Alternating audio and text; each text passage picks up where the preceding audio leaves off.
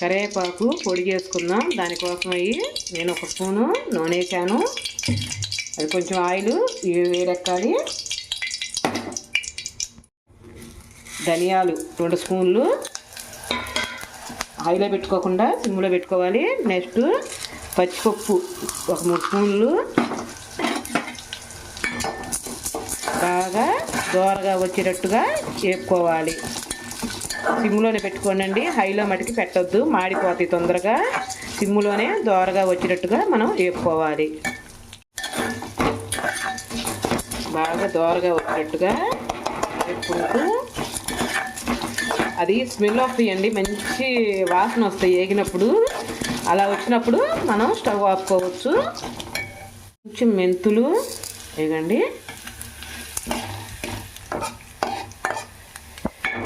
అయ్యే దోరగా వేగుది.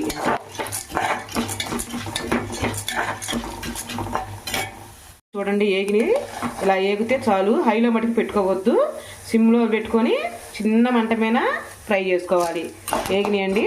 దీనికి ఇంత 1 స్పూను జీలకర్ర వేసుకుందాం. 1 కప్పులో పోసుకుందాం. గిన్నె పెట్టుకొని కొంచెం ఆయిల్ వేసుకుందాం. ఇదిగండి, దాంట్లోకి నేను ఈ కప్పు బరీగా కరివేపాకు తీసుకున్నాను. శుభ్రంగా కడుక్కొని పెట్టుకోవాలి. వేసుకుందాం. అవి బాగా క్రిస్పీగా వచ్చిందాక వేయించుకుందాం.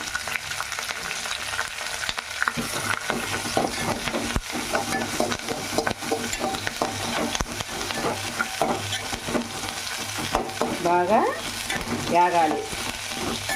ఇవి కూడా దాంట్లో వేసుకొని శుభ్రంగా ఇదిగోండి.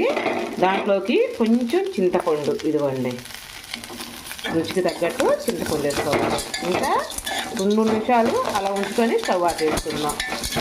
నేను ఎండుమిరపకాయలతో కాదండి, కారపొడితో చేస్తున్నాను ఇవాళ.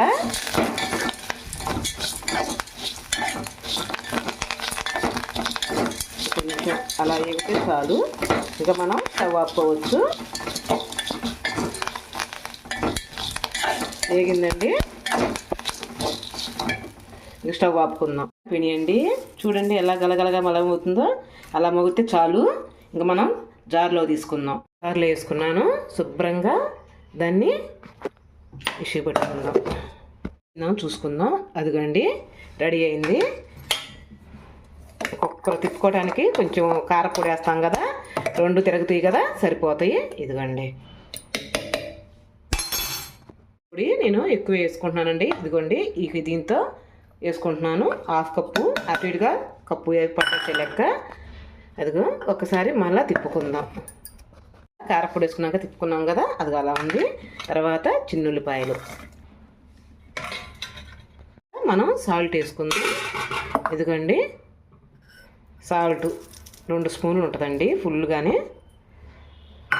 దాన్ని కూడా తిప్పుకున్నాం. అదిగండి ఇంకా అలా ఉంటే చాలు.